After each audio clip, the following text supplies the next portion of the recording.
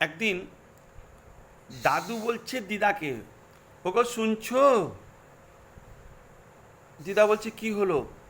দেখো না বাড়ির ভিতরে একটা কুকুর ঢুকে গেছে। তো দিদা বললো কি হলো তা? না একটা রুটি এনে দাও বাপু ওকে। দিদা বললো রুটি তো নেই, রুটি তো শেষ, তাহলে একটা লাঠি এনে দাও। তো দিদা বলছে যে লাঠি কি করবে?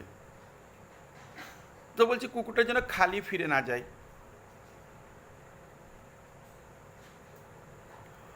অর্থাৎ আমাদের জীবনে কোনো জিনিস যেন ব্যর্থ না যায়, তার জন্যে মানুষকে কিছু এম রাখতে হয়, লাইফের কিছু অ্যাম্বিশন রাখতে হয়, লাইফে কিছু টার্গেট রাখতে হয়, লাইফে কিছু গোল রাখতে হয়। That should be must achieved. সেটাকে যেভাবেই হোক পেতেই হবে।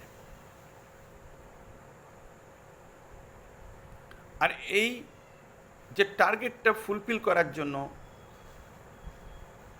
আমাদেরকে সতত প্রয়ত্ন করতেই হবে। হিন্দিতে একটা কথা আছে, এক ही मंत्र के चार जादू, दूरदृष्टि, पक्का इरादा, कड़ी मेहनत और अनुशासन। মানুষের জীবনে যদি এই চারটা জিনিস থাকে তাহলে সে কোনোদিন আনসাকসেস হতেই পারে না। ঈশ্বরও তাকে সাহায্য করবে। মানুষকে যে কোনো জিনিসের দূরদৃষ্টি রাখতে হয়, আর সেই দূরদৃষ্টিটা রাখার জন্য তাকে অত্যন্ত স্ট্রাগল করতে হবে, সংঘর্ষ করতে হবে, প্রচণ্ড পরিশ্রম করতে হবে, এবং মনের মধ্যে পাক্কা ইরাদা মানে মনের মধ্যে প্রচণ্ড সংকল্প রাখতে হবে, দৃঢ় সংকল্প চাই যে আমাকে এইটা ফুলফিল করতেই হবে। আর জীবনে ওই তিনটের সাথে সাথে অনুশাসনেরও খুব দরকার। ইনডিসিপ্লিন হলে কোনো কাজ হবে না।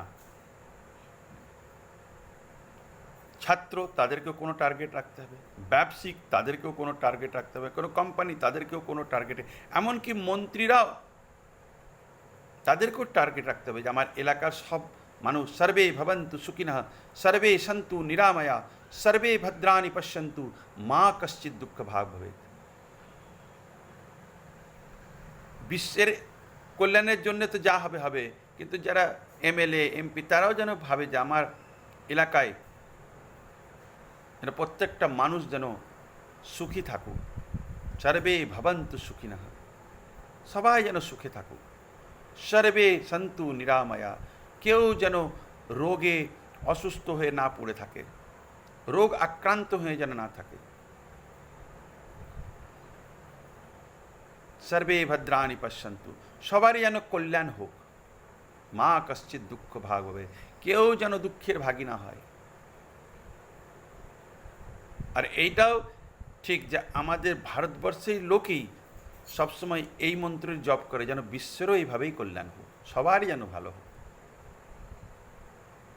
But target. ধন্যবাদ।